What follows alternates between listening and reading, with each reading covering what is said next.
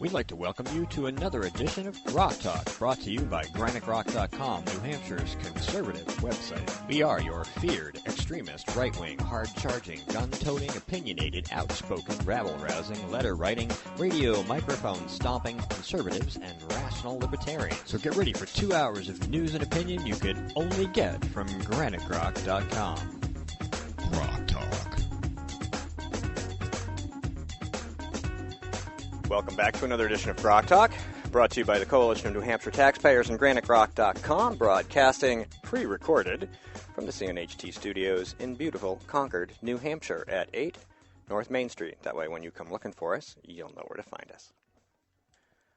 And we are still the safest podcast in New Hampshire. We believe that's true. Nobody's contradicted us, so we're going to continue to say it. That's correct. How are you, Steve? I'm good. How are you? I heard it was really icy up where you are. It was. This morning was a great, many examples of skid control with the ice storm of early this morning and the total lack of care of our streets and highways and byways. Yeehaw. First time I've driven 93 south going 35 at a steady pace in years. And 3 accidents off the road, and a line on the other side of, going behind the sand truck train. I would say it was about 2 miles long, about 10 miles an hour. See, south of Concord, we didn't have that. It's just rainy. Boaster. Yeah, that's me. My part of the state is better. Okay, no, it's not. Plenty of things going on this week. We've... As always, there's lots to talk about, and if we got paid to do this, we'd probably make a lot of money doing it, but we do it for free. And, we do. We appreciate your support. If you would like to donate to Rock Talk and GraniteRock.com, you can do that on the website. Just go to GraniteRock.com, look for the donate button. There's a big picture of the Rock Talk and microphone and everything. You can click on that if you want. Throw us your couch cushion change, whatever you want to part with, and we will put it into equipment. And software. And none of it ever goes into our pocket. Nope. Ever. We don't get paid for this. We don't take any money for it. It's completely voluntary. So, no, the Koch brothers are still not paying us to do this podcast. Earlier this week, we talked about the polar vortex thing. And you can go to Granite Rock and see some new posts about that. Interesting stuff. We had a group called NH Rebellion and a guy named Larry Lessig that we did some writing about, which we'll probably talk about today. There's some information about the employment fraud that's being engaged in. We'll probably talk about that in the first part of the segment. Democrats, Bill Clinton and Harry Reid and others, managed to get Michael Bloomberg to stop running around the country bashing people on principle. If you remember, Mr. Bloomberg has this Mayors Against Illegal Guns thing, which is just an arm of the anti-gun left in an effort to increase gun laws that don't do anything to stop criminals. And he had gone after some Democrats on principle, which I commend him for. I mean, he didn't just go after Republicans who voted against the expansion of background checks. He went after Democrats, too. Well, the Democrats didn't like that very much. So they went to Mr. Bloomberg and they said, hey, could you just not do that? Because they're, Mark Pryor and Begich and somebody else were being attacked by Mayors Against Illegal Guns. And they're like, Bill Clinton even went and asked him, could you please not attack Democrats because they might lose? And apparently the Democrats did succeed in getting Mr. Bloomberg to not want to push the issue on principle, and he has stopped attacking these Democrats on this issue.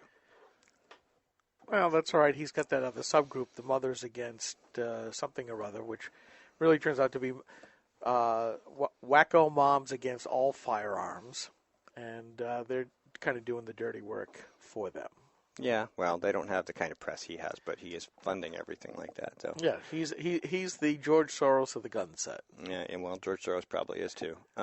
New Hampshire House did manage to force through passage of the Medicaid expansion bill as an amendment to another bill, which doesn't mean a heck of a lot, but it's going to go to the New Hampshire Senate, where there are enough people to pass it because there's Republicans who love it. So we'll try to keep you updated on that. And lovely time. It's like, from a political standpoint, the Republicans are deservedly going to get the blame for this thing, because if 2 of the Republicans, Nancy Stiles and Bob Odell, vote with the rest of the Democrats to pass Medicaid expansion, it's going to be the same thing as we've been seeing in the election commercials already up on the air here in New Hampshire, where Jeanne Shaheen was the 60th vote to pass Obamacare in the first place.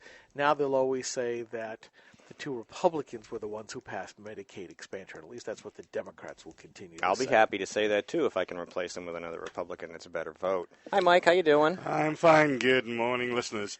And, I'm completely with that. And I'm actually with Nigel Farage, too. In the UK, the UK Independence Party has declared war on the Conservative Party, which are the rhino squishers of the UK, too soon to go the way of the Whigs, and have decided that they have given up trying to reform it, and they're going to steal its votes. You've got that sort of sexy lifetime smoker throat today. I was transporting our granddaughter back to her lifetime smoker grandfather in a jacket which she usually wears around him, which... Smelled a little smoky. Even after a week of hanging in our garage and a quick tumble in the dryer this morning, still smells of a lifetime of smoke. I don't actually smoke. I just have dryer sheets that make me smell like I do. Oh, boy. Today on the program, That and bacon. we have guests, as always, which we like to. And we don't always have guests. Let me correct myself. Sometimes it's just us talking like we do the first half hour for 2 hours. And I don't know if people like that or not, but that's really not the problem. It's free. If you don't like it, don't listen. We try to do things that interest both our local and national audience, because we have both a local and national audience. And to that end, we typically try to have guests of national interest. We don't have any of those this week, though we do have issues of national interest. Next week, though, we will have Joe DeLeo, the co-founder of the Weather Channel, on the program if you're interested in global warming and polar vortices and all that fun stuff. So we'll be talking to him. But this week, New Hampshire Representative John Burt will be here to talk to us about some bills he's going to challenge in his committee, one of which would basically eliminate trapping in the state. So if you have trappers in your state, if you live somewhere where trapping is a part of your economy and you're interested in that issue, he'll be here to talk about a local effort to eliminate it in the Granite State. He will also be talking about another bill in his committee that had something to do with cruelty to livestock. I'm going to let him explain that one. I read it. It doesn't make any sense to me. Max Abramson from the Seacoast will be coming in to talk to us about Seabrook, New Hampshire police. You may have seen some video. It made local news. It might have made some national new media news, and it may have been picked up in your local area by somebody as a filler piece or something. But we have some videotape of Seabrook police officers abusing people in their care. Some people call them suspects. Doesn't matter what you call them. You shouldn't be slamming them into walls. They're still innocent until proven guilty, and unless they're actually attacking the police officer violently, there's no excuse for that stuff. And just by the way, I was beginning to think that maybe the Seabrook police were some kind of nuclear radiated mutants, because they seem to be in this kind of trouble so often. But then I keep reading reports from all over the country that the growing militarization and violence of especially the largest town police forces is becoming epidemic. It is, and so we have to keep an eye on that. Max will come in and tell us. He's been here before about issues like this. We're going to share some more information about that, so this is definitely something you're going to want to watch. And then something you may not be paying attention to, but that we in New Hampshire have been paying attention to for at least 18 months. Jane Cormier, another state rep, will be in to talk about a bill that she has co-sponsored, I guess, that would require all planning commission members in towns and cities to be elected, and would eliminate the appointed and, I don't even know the right word, all the regional planning commissions that we have in the state that are just basically people who are... I was looking through the bill, and everywhere in state law where it says or regional planning commission or regional planning commissioner, there's like 40 different occurrences of that phrase in legislation. Those would all be removed, and they would no longer be required to consult these people. The only people who would be making these decisions are your elected members and people whom they have, been elected to appoint specifically. So they wouldn't just have these random commissions that come in and do exactly what the RPCs do. So we'll talk about that. What we want you people to do, especially like in Milwaukee, Minnesota, you guys probably have regional planning commissions. You may not even know it. You're going to want to look into them, and when you hear this discussion, you're going to find out why. Yeah, it is. It started off as cooperation between fairly co-located towns, and how do we do our roads so that you don't have one road going one way, one road going the other way? How do we plan for some of this stuff? But it's like every other piece of bureaucracy that we see in the country. It just grows over time, and they take on more and more and more stuff. They do economic development. They do cable distribution, high-speed internet distribution. I mean, they've got their hands into so many things, and they're unelected, and that's not the way that this constitutional republic was set up. We're supposed to have our elected representatives dealing with these things and not just a bunch of bureaucrats. If our elected representatives chose to put together a small board or committee to coordinate said activities amongst a group of towns, that would be fine. The problem is that you end up with this appointed board, which is funded by outside sources, including liberal think tanks, the Housing and Urban Development, and much, much more.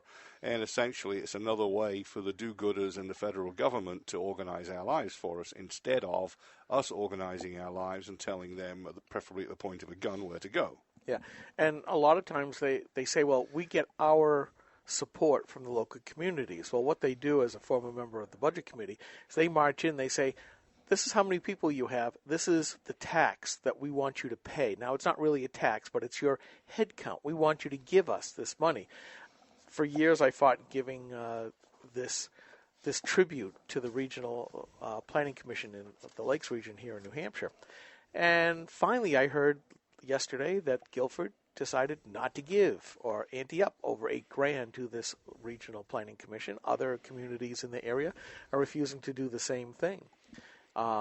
Which I think is a step in the right direction. Yeah, here it is. If you look at the end of the bill, there's always a thing that says fiscal note, and it has fiscal impact. And one of the paragraphs in Representative Cormier's bill is, the New Hampshire Municipal Association states that most but not all municipalities currently pay voluntary dues to regional planning commissions, which they will no longer pay should the bill pass. Yeah. It's a bit like voluntary union dues. That's right. They can't extort you anymore. And then one of two things will happen. Either these boards will go away, or honesty will come out, and we'll find out who's really paying them. Well, it's not quite that way.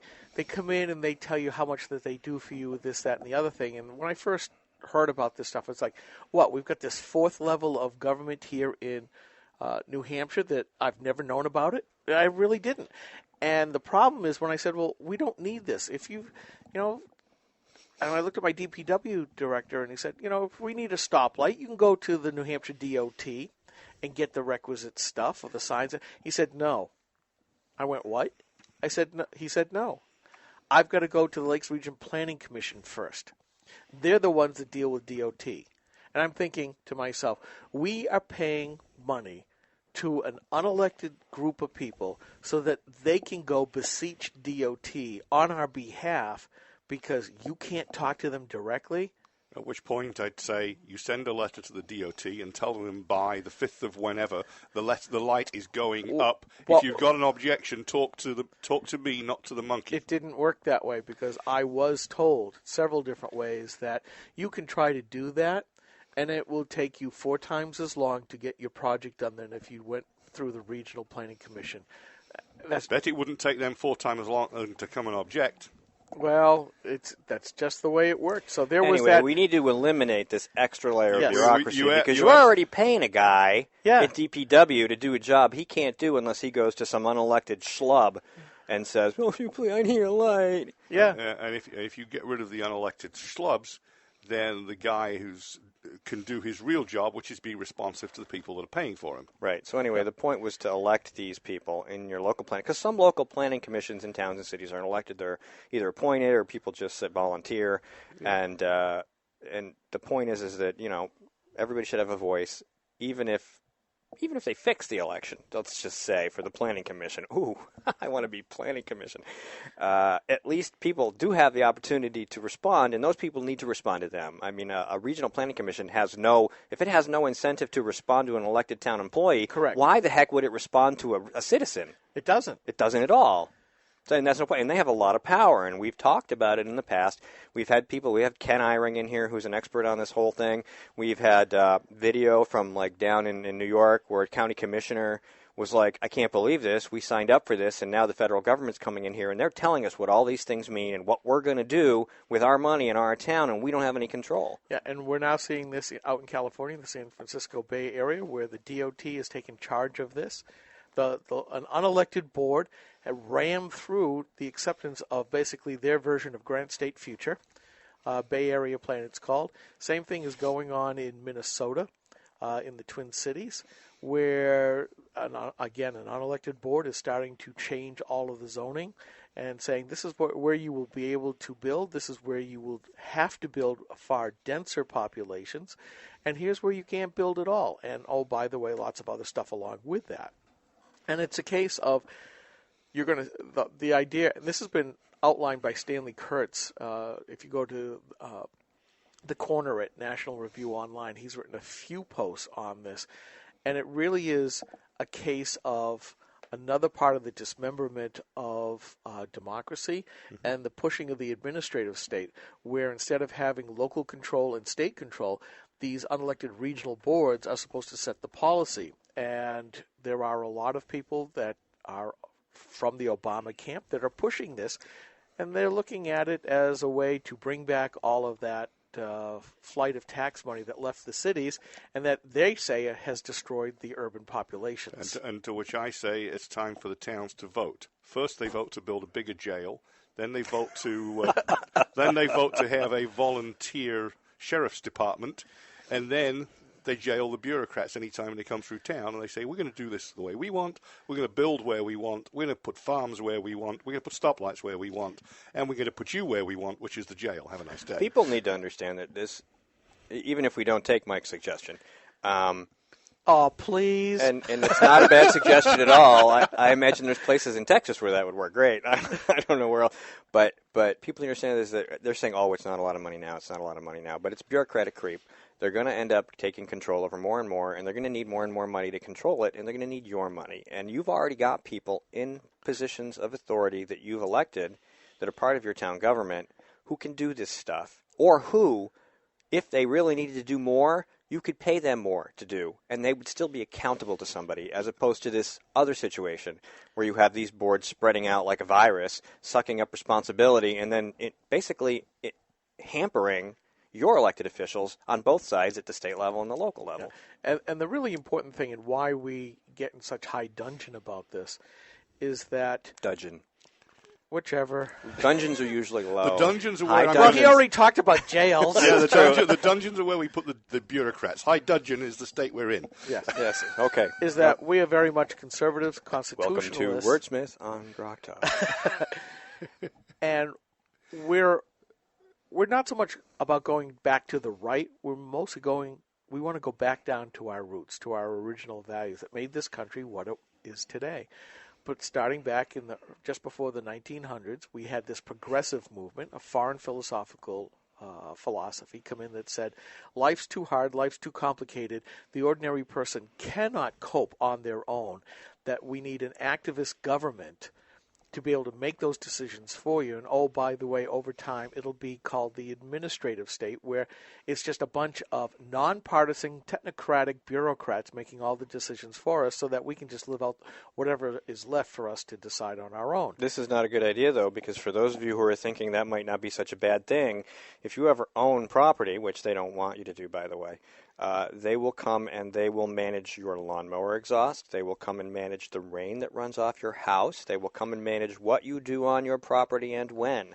And they'll fine you if there's too much water runs off your driveway. They will do it. It's already being done. Do not think we're joking. Just look it up. Google it. Maryland. It's there. Yeah.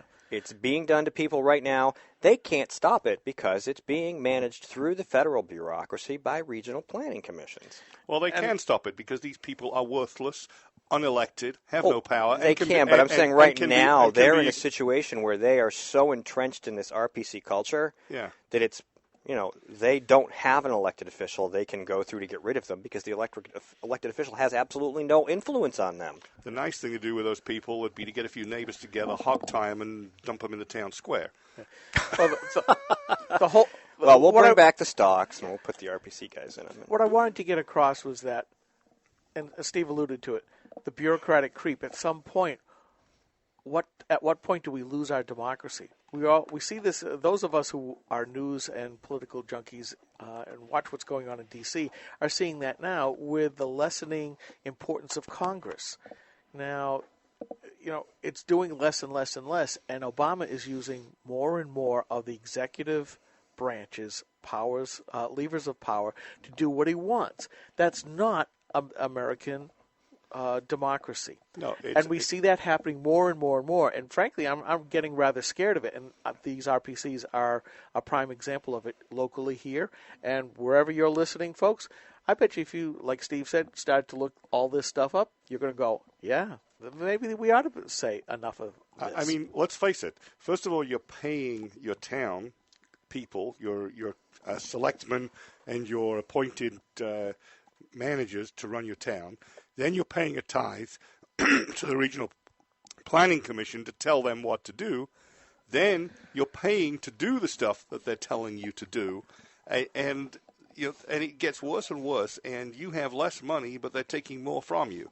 And it's going to happen at all levels. And it's the tentacles of the federal government being pushed down. The administrative state is in place, and it's going to take a superhuman effort to roll this back. And, we've got to wake up and we've got to use the ballot box and the soapbox, because otherwise the ammo box will be our last line of defense. And we know none of us. Oh, no. We're going to be on national news again. So Mike is now recorded as a wild extremist. And I'll say again, none of us want to be there. We already knew that. But you knew that. Well, here's a primary example of what you're talking about. The Federal Department of Justice has now made a ruling about how schools can discipline their students based on this racist, and I say reverse racist, idea of disparate income. Comfy chair? Disparate outcomes.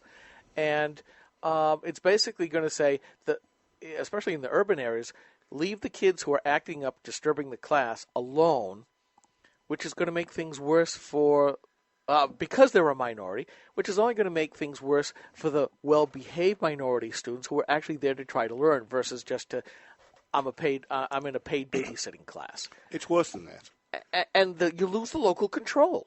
Well, aside from the fact that the local schools have no obligation to take any notice of that anyway and should tell them to get lost, more importantly, I got two words for you. Trayvon Martin. Trayvon Martin is the product of exactly that form of school management. It was the policy of the school board at where he was being taught, which I think was close to Miami, as opposed to North Florida where the incident happened, not to punish minorities and to make the statistics look good. And he was allowed to get away with bad behavior for a very long time before he became the problem child that assaulted George Zimmerman.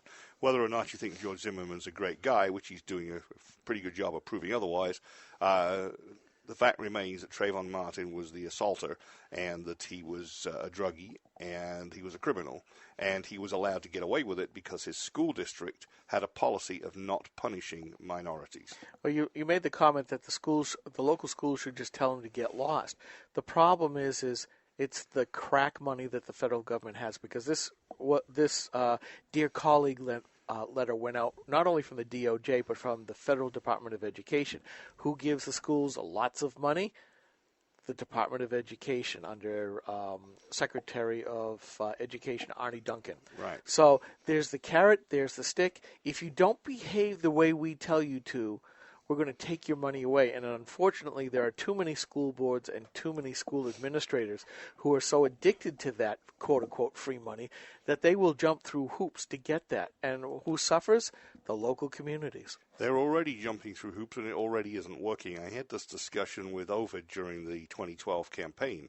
The federal government is supposed to pony up something like 40% of the cost of special ed programs. Oh, yes. They've pony up 17%, and it's falling. So what makes you think the free money is actually worth anything, aside from the printing presses running? It's not worth anything. I postulated at the time, and I firmly believe, that if schools took a long, hard look at what they do and what it costs them, they could kick all the federal government money out and run their schools better. Well, there's an important point to that argument, and as I've talked about in the past, my school budget, 65 to 75% of my entire school budget is wages and benefits. Yep. None of it goes to students or teaching. Oh, yeah. It doesn't go to infrastructure. It doesn't go to anything else but paying people to be there to do whatever it is the Department of Education bribes them to do. Yeah, and well, that's typical of most local governments. 60% of your taxes go to wages of one type or another, or benefits, regardless of whether it's the school or the municipality. That's just the way it is because local government is labor intensive, and it's hard to bring the productivity aids to that area. I bet if based we on the outsourced model, it and paid somebody to run our education system for us, it'd be a lot less. what I was going to say, based on the current model. Okay, yes. Yes. Sorry to interrupt. Well, it's about time you two apologize Interrupting to me cow. for interrupting. Moo. Interrupting cow. Moo. Squirrels. We haven't even talked about squirrels yet. But, all right, we're coming to the end of the segment. Click, clack, moo. In our next segment, we will have Representative John Burt from Goffstown. Goffstown. Okay. Talking about trapping and some other really interesting local stuff that we think is worth your time. So we'll be right back in a couple of minutes. Oh, hey, there's the music. I was wondering what it was. I keep changing my setup a little bit as we progress into the new year, trying to get new ads and promos from people, trying to get, I'm getting tired of listening to myself in the break. I want other people's voices in there, so it changes the timing a little bit because the length is different. But that was really exciting, wasn't it? Thanks for tuning into Grok Talk. Now that all the listeners have left. Okay. We'll be right back with John Burt. Stay tuned. Don't go anywhere.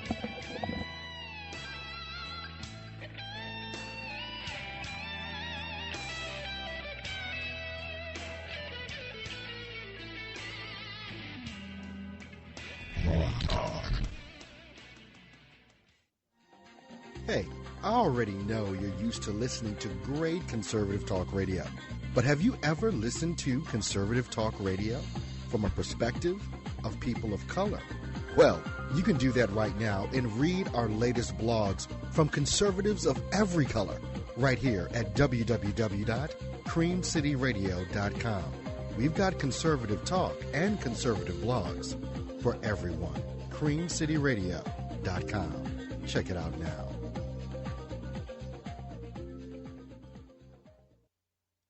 Steve McDonald here. Molly Shaheen, Senator Jean Shaheen's daughter, has a very expensive LA apartment where she lives and works, but for some strange reason, she voted here in New Hampshire. Elena Biden, niece to the man a heartbeat away from the presidency, well, she never lived in New Hampshire at all, and she voted here and went back home. New Hampshire Democrat Emma Roos invited her adult children to leave their homes in Virginia, Washington, D.C. to claim they lived in New Hampshire to vote last November, and they went back home. New Hampshire State Senator Martha Fuller Clark, vice chair of the New Hampshire Democrat State Party, she had a whole bunch of people who aren't from here living in her home, including a paid congressional staffer and an ACLU lawyer from Arkansas. They don't live here. They all claim to be claiming to live here just so they could vote here and then leave. That's not all the Democrats who showed up to steal your votes and then leave, but that'll get you started. This is Steve McDonald for Granite Rock, and we'll keep shining the light on them for you. The Center for Redress of Grievances, LLC, was established officially November of 2012 for the purpose of becoming a media outlet for those individuals who believe and have documentation that they've been unjustly treated by local, state, or federal government agencies. Our mission is to document their stories and to get them out to the public. By collecting and organizing this data, the Center for Redress will be able to better show the public and our legislature that there are issues with some of our government agencies that may be widespread and need to be addressed. Although we are not a nonprofit, we do provide all of our services at no cost to our clients. All of our services may include screening interviews, documentation gathering, audio-video of court hearings, and production of Speak Up, which is our television show. We're funded exclusively through sponsorship of Speak Up and our advertisers on our website. We hope to help those individuals who, with well-documented stories, need to be heard with credibility when the other agencies and media sources turn a deaf ear to them. You can go to our website at www.centerforredress.com and check us out. Anything you would like to donate is truly appreciated, and we will put it to good use.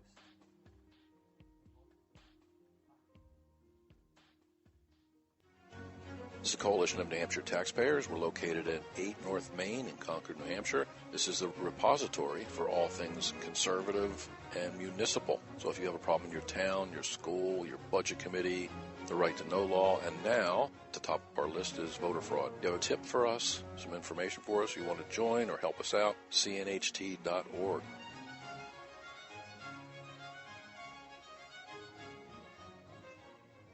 Hi, this is Earl Hall from The Earl Hall Show, and you're listening to Grok Talk.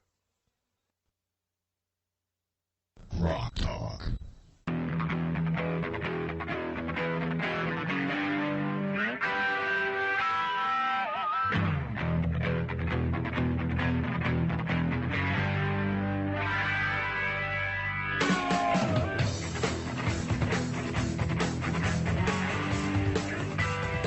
Welcome back to Grok Talk. My name is Steve McDonald. I'm here with Skip Murphy and Mike Rogers, coming to you every Saturday or whatever day you listen to us, since it's a podcast. We are available on Cream City Radio every Saturday and Sunday, and then 4 times a day, Monday through Friday. And be happy to know, I was talking to Earl the other day, and he's telling me that Cream City Radio is now the second most listened to conservative radio programming in Milwaukee. Excellent. Push the buttons. Yeah. Push the buttons. Let us in. Okay. Okay. Anyway, well, I have somebody else to let in. Just to preface, I was talking to John on Facebook, and John? Burt.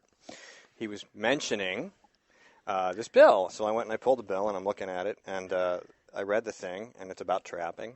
And the thing that stuck out most to me, as I bring our friend John Burt on, was that the Fish and Game Department states this bill would effectively prohibit the use of all traps and other cage traps and would largely eliminate all trapping in the state. The department assumes individuals would no longer purchase trapping, licensing unknown, blah, blah, blah, blah, blah. The point of this is that it would basically end trapping in the state altogether. John, how you doing? I'm doing great, Steve, and I appreciate you having me on. All right, so let's talk about this bill, HB 1579. You said you're going to oppose this. Give us a little background on it, and then go from there. Well, I guess where the bill's coming from is there was an unfortunate situation, and they're going to call it, I can't remember the dog's name, but they're going to call it the dog's name Bill. And what happened is this woman and her dog were out for a walk, and there was an illegal trap set. Unfortunately, the dog got into the trap. The woman didn't realize that there was a pin to pull or push, whatever it was, to release the trap. And sadly, the dog died, right in front of the woman. So they're going to use this situation to wipe out all trapping. Now, what the biggest issue is, the trap was an illegal trap. Let's deal with that situation, which I agree with. Not wipe out all trapping, because there is a need for trapping in New Hampshire. I understand that Senator Martha Fuller Clark hit a pedestrian on the road. She wasn't charged, but I think maybe we ought to just end driving altogether. Well, yes, and then we got the representative down in Nashua that is running ducks over. David Campbell, yeah. Yes. Yeah, so no more driving. BMWs are banned. That's it. One incident. That's all it takes. Yeah. Yeah. I mean, in the Nashua one wasn't an accident. No, that's true. It wasn't. This was an unfortunate accident. Right. I mean, all the tales of the Nashua one suggest, how dare you people feed ducks when I'm trying to get through? Squish. All right, so I have to keep messing with the slider because of the way our technology works. And I don't know, how do you think this bill's going to do? Are there enough people? I haven't heard anything from the hunting and fishing people. I haven't heard anything from Rick Olson, for example, about this. I know they would oppose it. Is there growing opposition to this bill, or do people not know about it yet? Well, I'm receiving a lot of emails on both sides, so I think both sides are aware of what's going on. I haven't, not a huge amount of emails, but, we're receiving some. I know when it gets closer, from what I'm hearing, it's going to be held in Reps Hall, only because of the, anticipation of so many people coming. John, this is Skip, and thanks for coming on the show. And, I grew up in Massachusetts, and before coming up to New Hampshire where I've been now for almost 30 years. I lived in Chelmsford for a while, and they basically outlawed the trapping of the small animals in that town, including the beavers. And it turned out a few years later that the town basically got overrun, and it's a case of a lot of liberal, oh, look at little Bambis and all that kind of deal, without actually realizing these are ecosystems that do have to be managed because beavers in Belknap named Bambi. Come on, be nice. And is this going to end up with similar types of things happening here in New Hampshire, which comes under the law of unintended consequences? Absolutely, and I think that's the issue that I hope is raised, and that's the issue I'm definitely going to raise, is that what is the long-term effect if we wipe out hunting? Right. Well, exactly. So hunting we need for animal management. We need trapping for things like bears and beavers, especially out in the wilder areas. And there's always the cautionary tale of some of the small towns in New Jersey where the liberal suburbanites didn't want Bambi to be trapped, shot, or whatever. And finally, enough suburbanites were getting killed by deer collisions that they called in some professional eliminators who had to work at night with goggles, with silencers, so as not to disturb the sensibilities of said liberal suburbanites. Story can be found in the Politically Incorrect Guide to Hunting. Well, I think that happened, isn't that like upstate, not upstate, but just outside of New York City? They wiped out all deer hunting there, and now they're overrun by them, from what I heard. I heard you can have 5 of them out on your front back lawn all day. What we need to do is introduce more wolves. That'll be it. Yeah, that'll hunt. And then they'll eat your dog. So there. Yeah. Well, that's happening out west right now. But we're going to let more windmills in to kill the birds. I know that. Here we go. A nice entree, John, into the effects of big government that believes, as opposed to what F.A. Hayek said, the conceit of knowledge, of people who run government believing that they know it all and can take care of all consequences. They manage us, our lives, our wildlife, and no surprise when somebody gets bit in the ass. Well, the biggest issue here is, I think what's happening is, I'll try to be politically correct.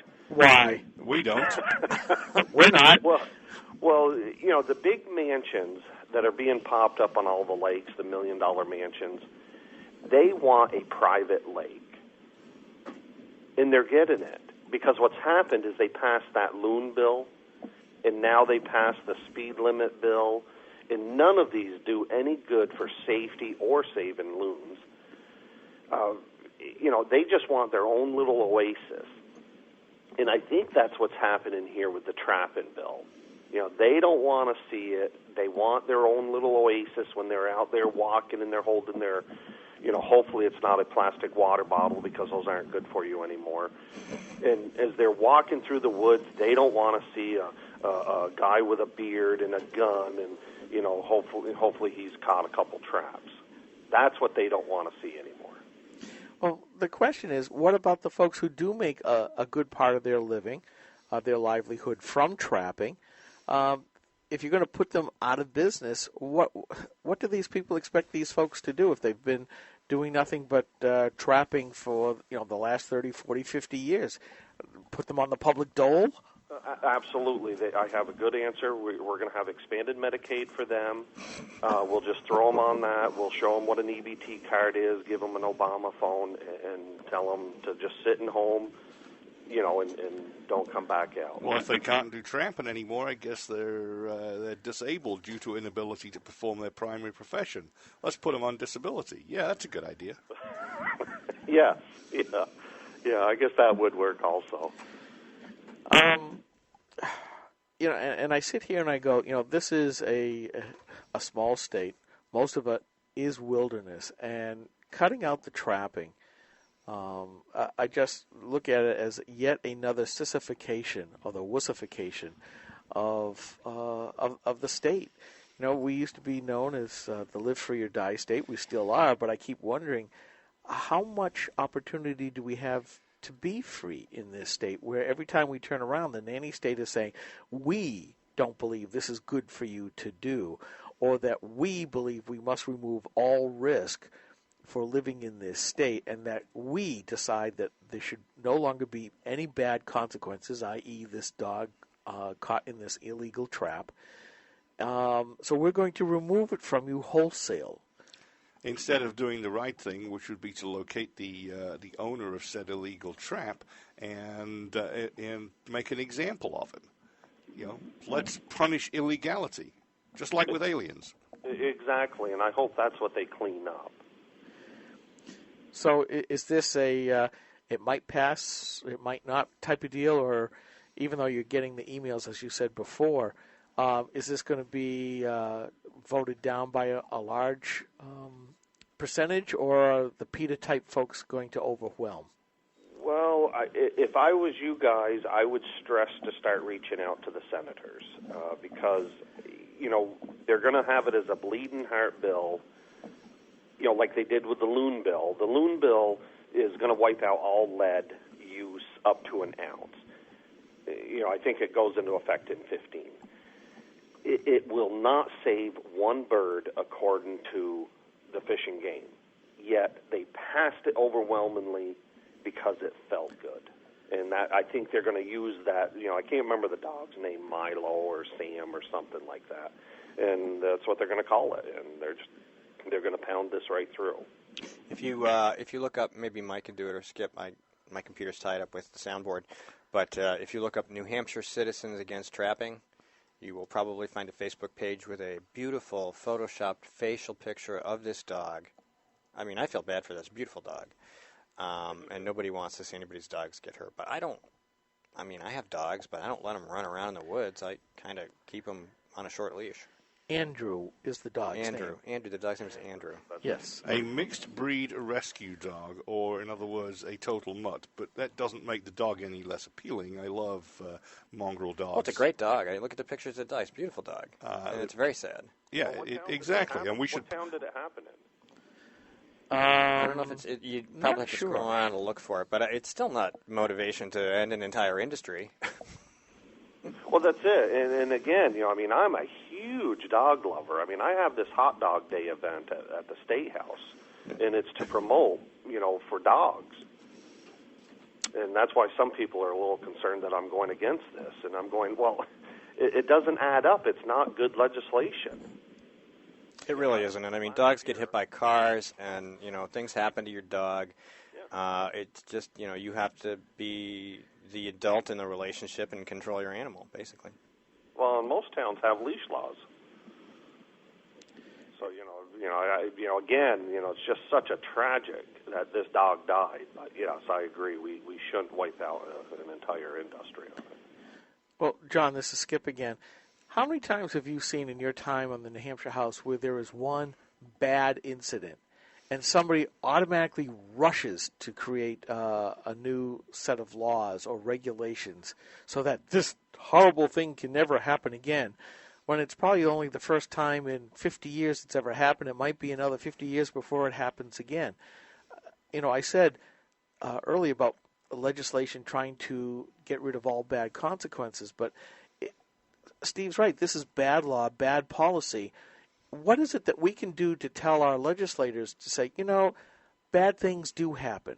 Sometimes you make a wrong decision or you just have some bad luck. Stuff happens. But that's life, and you can't legislate all life away. How do we get this through our legislators? Don't be dunces, and I'm going to use that word, dunces, by trying to outlaw everything that you don't like. It does. I see it often. And the sad thing is it comes from both parties. Yeah. It's not just one. It's both sides. They want to fix things. They want everybody to feel good that we're doing something. And I'm thinking the less we do, the better the state of New Hampshire is. Yeah, well... But they want to do something. It's like, no, just let's sit and do nothing. Don't just do something. Sit there. Right. That's what we should be telling our legislators. The urge to do something is the most pernicious thing that possesses our general council members and our Congress critters, and it has to be stomped out. Yes. Yeah. And now there's another bill, HB 110, that's coming up this coming week for a vote, and that's that ag-gag bill. Yeah, I'm looking at it. It's where is it? An act requiring persons who record cruelty to livestock to report such cruelty and submit such recordings to a law enforcement agency. Yes, and it's only for agricultural and poultry, and I have some chickens on my backyard. I'm going to be speaking against this bill, even though the Republicans are speaking for it some. This is a nonpartisan bill, luckily, but there's some Democrats and Republicans that love it and think, oh, we're going to save the animals. Yet we're not. What we're going to do is we're going to punish the people that are seeing the abuse. Now, is there a clear? Abuse. What's abuse? I mean, how do we define that? Exactly. That is the biggest question. That is what I'm going to bring up on the House floor about my chickens. You know, I use a fairly good-sized rake. You know those big plastic rakes you can buy to rake up leaves. I hold one rake in one hand and my hand in the other, and I kind of swoop my chickens. You know, I never touch them, but I'm like, come on, get in the house, because it's getting late. Well, somebody 105 feet off the road, 110 feet, that can see my chicken coop could be looking, going, oh, my God, what's that big man doing with that rake? He's hurting those chickens. I mean, is that interpretation enough to call the police on me? Well, if they want a reason to do it, yes. Yes. Well, that's what scares me. You know, it's the interpretation. Nobody knows what abuse is. I don't see anything in here. This is very short. It's like not even a page. And any person who records any activity that falls under paragraph 3, which I don't have here, is committed against livestock, shall have a duty to report such activities to law enforcement authorities and shall submit any unedited photographs or video recording to the law enforcement authorities with 24 hours. So this almost leads into our next segment where we're going to be talking about the Seabrook police officers being recorded committing abuse. So now we might have a situation where the Internet would be swamped with evidence of livestock abuse. Yes. Well, could I jump in really quick on the Seabrook one? Sure. Is there any way you guys could take a collection and get a not justified rubber stamp and send it over to the New Hampshire AG's office? For some reason, these abuses go on, and they just have a rubber stamp that says justified, justified. Oh, another shooting, justified. Oh, another beating, justified. You know, how do we get them a unjustified stamp? Or hopefully the FBI will be doing it. Well, Max, what do you think? I think that's a good idea. Maybe we can put a collection together, and how much are those things, $5 or $6, and then mail it in? We might be able to swing that just in this room. Oh, I think so. And then what we need, of course, is Skip and Ed Como with his honking camera and present it formally to the head of the department. Sir, we respectfully suggest you use this occasionally. Yes, because they aren't using it. We can make 2 of them, send one to the Board of Selectmen in Seabrook.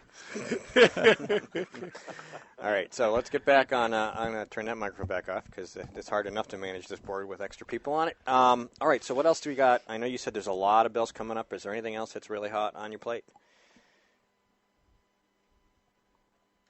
Sorry, I just turned you off. You there? Still here. Oh, there you are. Sorry. Yeah. Okay. Yeah. No, those are about the 2 that are on my plate that I'm pretty concerned about. How did you were in the House, I assume, when they pushed Medicaid expansion through? How'd that go? You know, it was written on the wall. Unfortunately, they just pushed it right through. I mean, they're told exactly on how to vote, and now it's all computerized. So, you know, I think, you know, why didn't the speaker just push the buttons for them? But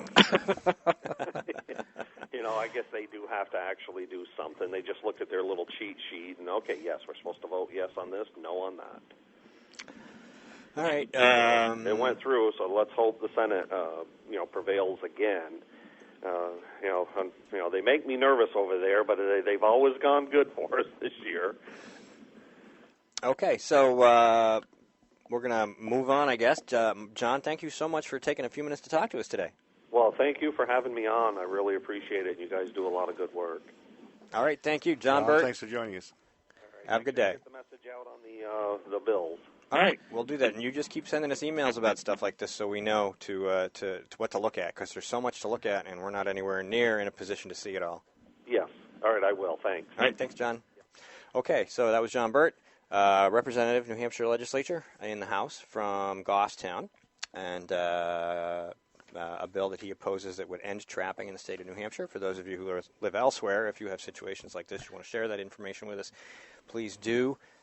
We don't like to see things like this. I mean, yes, it was a tragedy that this dog got hurt. I have dogs. I would never want my dog to get hurt. I know other animals have been trapped accidentally, but for the most part, it's a result of illegal trapping perpetrated by people who don't know what the hell they're doing.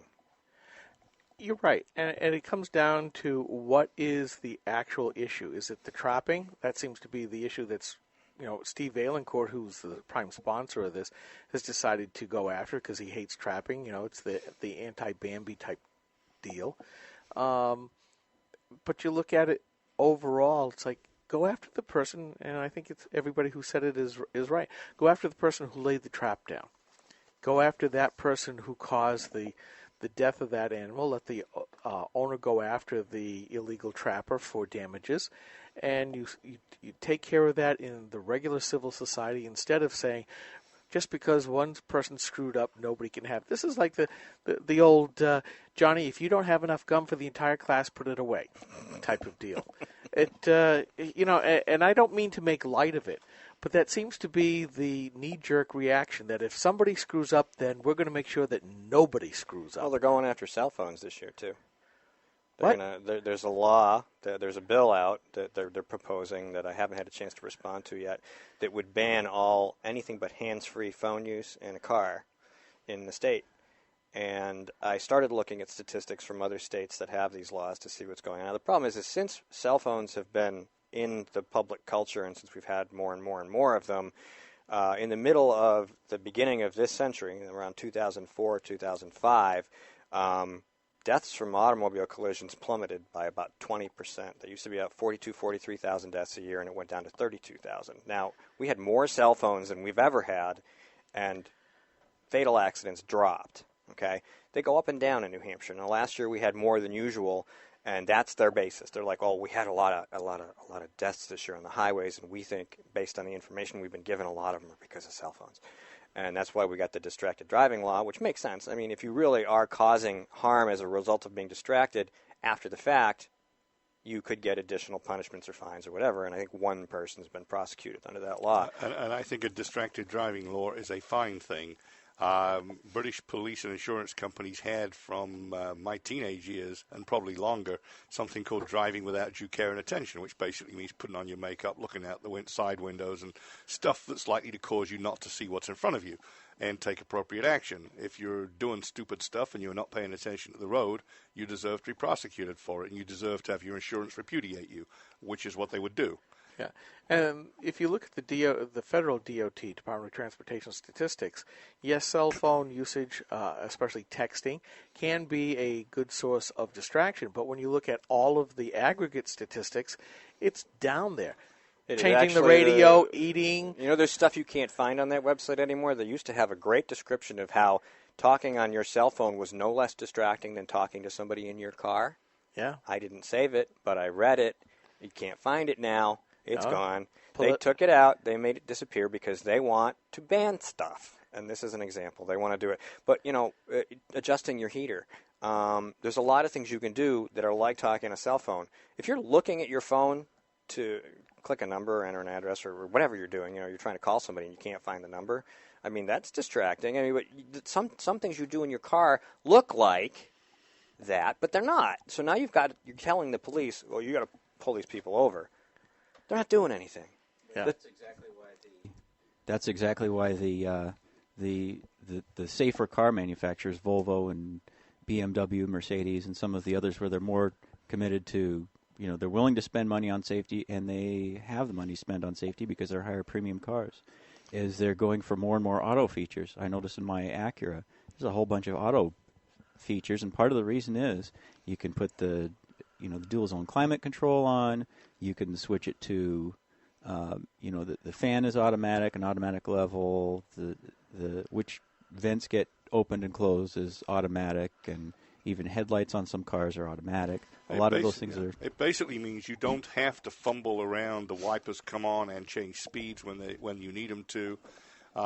Virtually everything takes care of itself. If you set the thresholds, it just Steering does. wheel But controls. it's not fair. Not everybody can afford safety. So we have to have laws that prohibit everybody from doing anything that might hurt anyone ever. Good. Or else, that's really where we are. I'll sue the policeman that pulls me over for using his radio. I mean, come on. I know, and I agree. This is dumb. It's stupid. But it's like the dog in the trap thing. So-and-so's cousin's sister's brother's hairdresser died because so-and-so had a phone, and now it's this big deal. As a percentage of accidents, New Hampshire's go up and down. We've had years where, we have, twice as many motorcycle accidents. We have twice as many extra deaths, 1 year it's 90, 1 year it's 126, 1 year it's 88, 1 year it's 140. It goes up and down every year, but in the aggregate nationally, cell phone use has had no long-term effect. And I'm just... it's the culture. We're talking about it with the traps. People are going to be like, oh, yeah, I see people on their phone all the time. They're crazy. They can't drive. We should pass this. I'm like, you will never be able to use your phone unless it's hands-free ever again in your car. How do you feel about that? Are you irresponsible? They might be. But until you put it in a context where it's like, this affects you every single day, you could just pick your phone up and put it to your head. And if a cop sees you, he could pull you over and write you a ticket. And it isn't, and the problem is, and the longer I've been doing this political blogging and watching the culture, it just never stops. There is that constant slippery slope because one thing begets another, begets another, begets another. And it's that slow incrementalism that is slowly choking us away from that ideal of live free or die. Death is not the worst of all evils. You're off. You're off because we're leaving.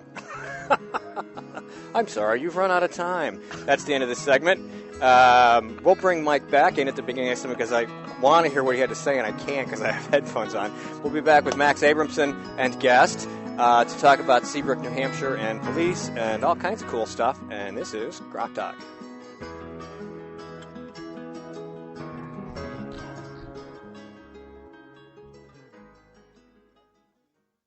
What kind of guests do we have on Grok Talk?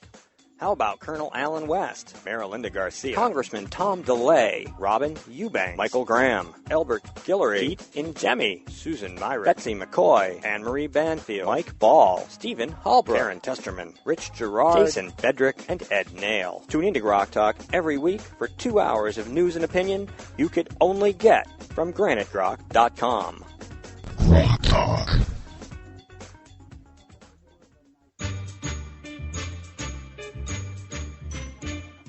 Since Gene Shaheen took office, the federal government has added $7 trillion to the national debt. There are more people still unemployed than when she took office, and 2.4 million Americans still can't find work. Most of the jobs that are actually created are only part-time. For the small price of $7 trillion, Gene Shaheen made millions of jobs disappear like magic.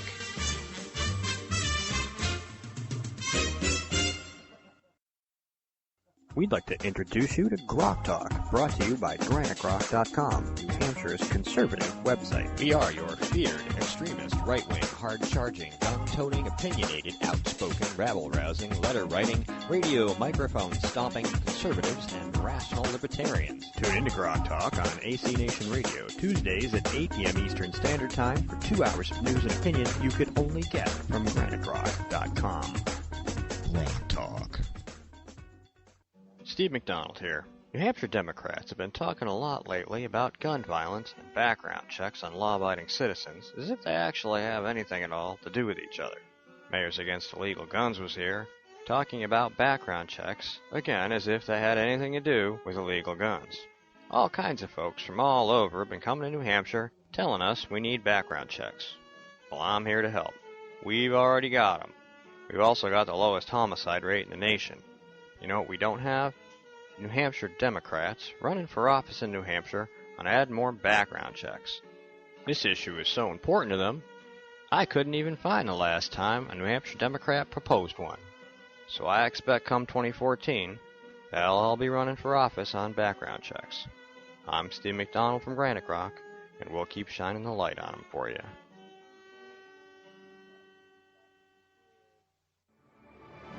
Rock Talk is 2 hours of news and opinion you could only get from GraniteRock.com. But don't limit yourself to Grok Talk. Check us out at GraniteRock.com. Follow us on Facebook or Twitter by searching Granite Rock.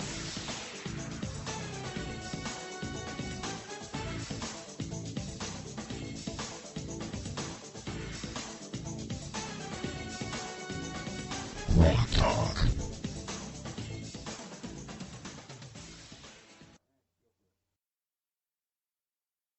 Rock Talk.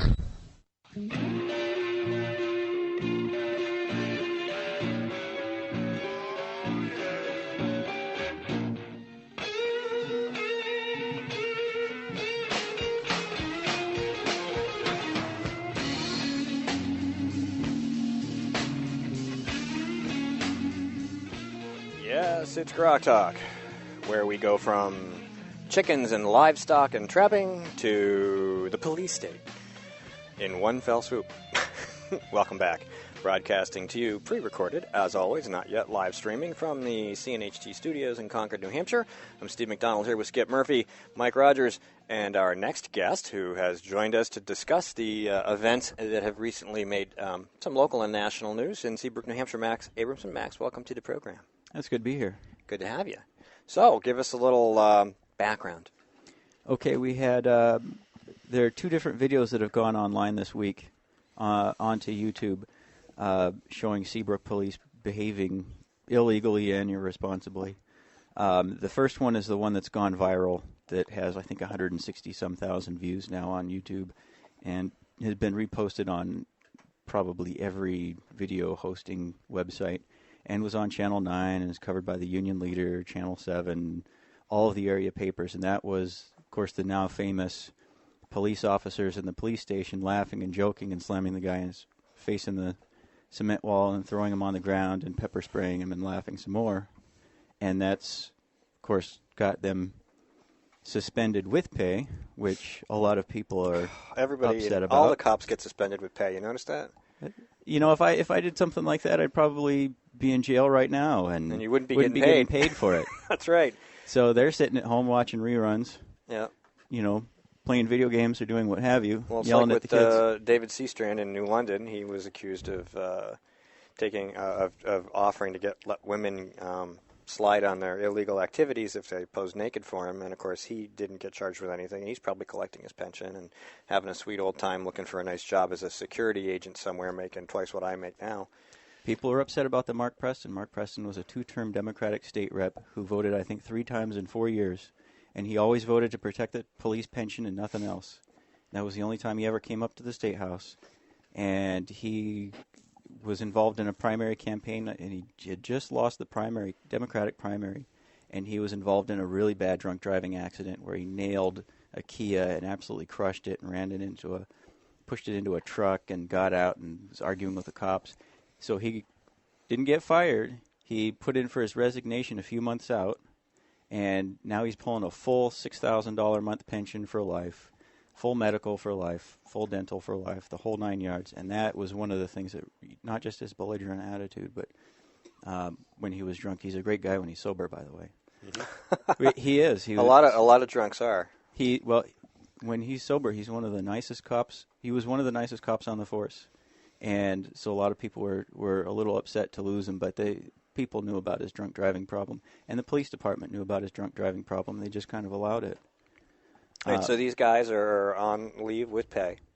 What's the scuttlebutt about where this is going? Anything? The AG's office is looking into it. The U.S. Attorney's office is investigating, and the FBI are investigating now. Here's the problem.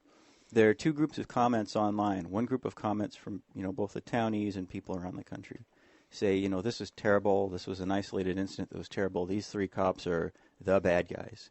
And then there's another group of people who say, well, they're also dead set against this. This was a horrible crime. Who are saying that, this is a part of a pattern of abuse, either in Seabrook PD, or in police departments across the country. And I'd like to think that there are more good cops than bad cops out there. I think most people would like to. And the problem is the good cops on that department didn't turn in those other cops. What they did when you smash someone's head into cement causing serious bodily injury, that's felony assault. It's a Class B felony. So all three of those officers should be charged with at least one felony. They lied on their reports. The video makes it quite obvious that they lied on their reports, and that's the angle that the newspapers are trying to kind of handle with kid gloves. But there's no way around it. They lied on their reports, and they misrepresented everything that happened.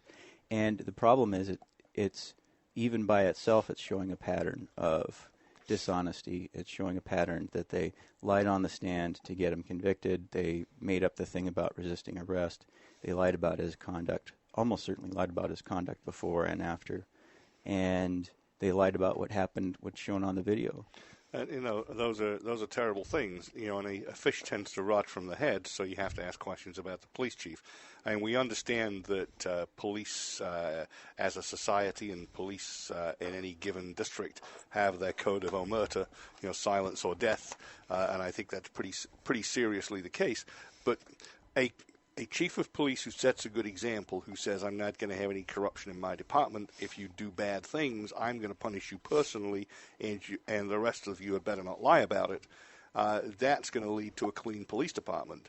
But a guy who says, my people first, foremost, and always over the public, and is willing to push the public around to keep it that way, that guy has to go. And I think that the reports suggest that he's close to that. And, well, the previous police chief, Manthorn, ran his police department like it was some kind of a secret club, and they stonewalled any time he tried to get access. Last time I was here, I could not get access to the police station video showing how witnesses were treated. Officer Hersey, who's in that video, was the one taking photos in my basement for my self-defense case, for those who don't know. And he was in that video, and he didn't say anything about it. He didn't report his fellow officers, and he should be fired for that. Those three officers should be convicted for felony assault, and Manthorn had access to all of those things, and he would never turn over videos. So you have all these people around town who said that they know about people who've been beaten in that station, or they were themselves beaten in that station, and some people can show scars from police beatings. And some of them have photos from police beatings, and because they can't get access to the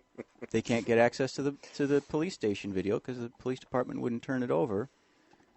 There's nowhere they can go with it.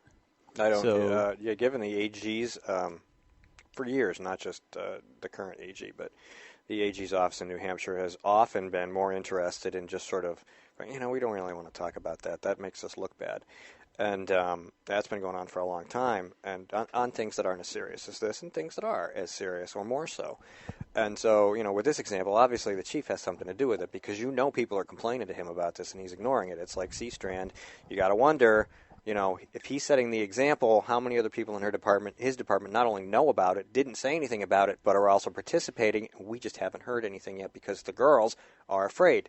People who get beaten by the police are afraid to report it, because nothing happens until something like this. A video comes out, and people go, oh, okay, here it is. Now the people who, all the good cops are going to be thinking this is making us all look bad, but still, they are not necessarily in a position where they're comfortable coming out about it, because they still got to work with these guys. And it doesn't just, the people who I've seen who are angriest and are demanding maximum sentences on these guys, the guys who are posting the most justifiably angry comments, are current and retired police officers, because they know that they're being put in danger on the job by these bad cops. People won't come forward and report crimes because they don't want to risk getting a bad cop coming to their house. People don't want to talk to the police because they don't want their words twisted around on the stand. That happened in my case. Bukhari misrepresented what I said on the stand, and he changed his story. And Bukhari and Hersey were both caught lying on the stand, and neither of them were fired or investigated. And so, but if you can't trust the police, if you're on a jury, you certainly can't convict someone based on just what some police officer said, because how do you know you've got a good one? This is a really important point, because this ties into a different debate altogether, which you're involved in, which is self-defense. The people who are against personal self-defense argue that the police will be the ones who will come and protect you, even if it's just to come draw the white circle around your corpse. But they'll eventually get there. if they're the only ones with guns and they're not going to report bad cops and bad cops aren't going to report bad behavior, where does that leave us? It leaves us with no law. If there's the differentiation can't be between someone wearing this type of outfit and someone wearing this type of outfit. It has to be between people who respect other people's rights and people who routinely violate other people's rights. You end up with a situation of feudalism where the Lord and his men have the arms and the rest of us don't, and that doesn't work. And there was another publicized case recently, the Liberty Crier needs to be read with a little bit of caution, where some folks had called the police because I think a troubled teen. 2 police officers arrived. The situation was under control. The teen was calm. A 3rd officer arrived, ordered the first 2 to tase the boy for no reason, and then shot the boy. And, people like this really need to be drummed out of the force. And if that means in a coffin, so be it. And that is the whole point. They, by their actions, are endangering the good cops. I meet lots of good cops. And I believe that my town is 100% good cops because it's a small town and it's, they know the people. It's the bigger town forces you have to worry about where it gradually becomes dehumanized as they are not by, for, and of the people anymore, but rather an occupying army whose first duty is self-preservation. I'm actually going to only slightly disagree with you. And second duty is is your preservation. Go ahead. Actually, Max was New Hampshire. He's probably going to say what I'm going to say because Seabrook isn't that big, but a lot of New Hampshire. I mean, in the grand scheme, Seabrook's not that big. A lot of New Hampshire chief stories, and we have lots of them, and you can check with Ed Nail, CNHT, go to cnht.org, you'll see a number of them, where these guys set up little fiefdoms, and they basically run the town like a feudal lord. And they get in with certain selectmen or certain town councilors, and they basically run that town, and they do whatever the hell they want, and you can't get rid of them, and citizens are basically trapped under this. And it's not horrible, it's not like a big corrupt mob boss type thing, but it causes a situation where people are unsure, not only about their safety, but what they can say, who they can talk about. If something goes wrong, there's this umbrella that's going to cover it up, and everybody in these small towns knows it, and nobody wants to say anything. Which leaves you with self-defense under all circumstances as your only way out. Half of that is statute, and half of that is corrupt judges, because there are a lot of judges who are just absolutely in the back pockets of the Police Chiefs Association and the law enforcement lobby. Yeah.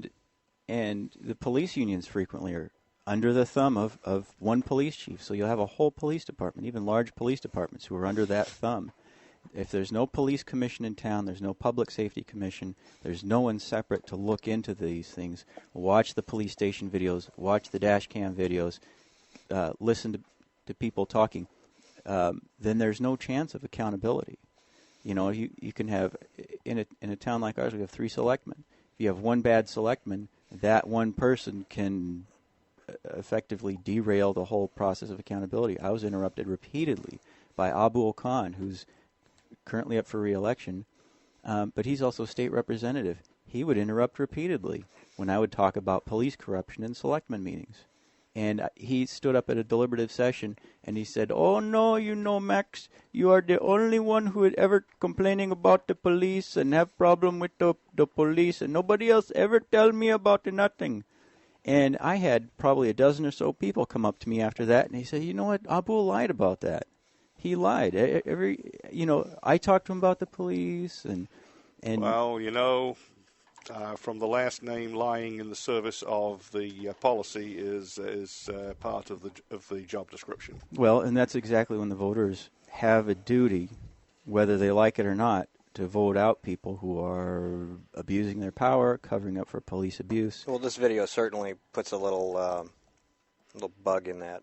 Now, the second video... Because he ain't no Hindu with that last name. The second video, when I saw it back in, I think, July of 2013, about 2 or 3 weeks after this incident had happened, and it was fresh in everyone's mind, and the anger was still fresh in their mind from how the police behaved.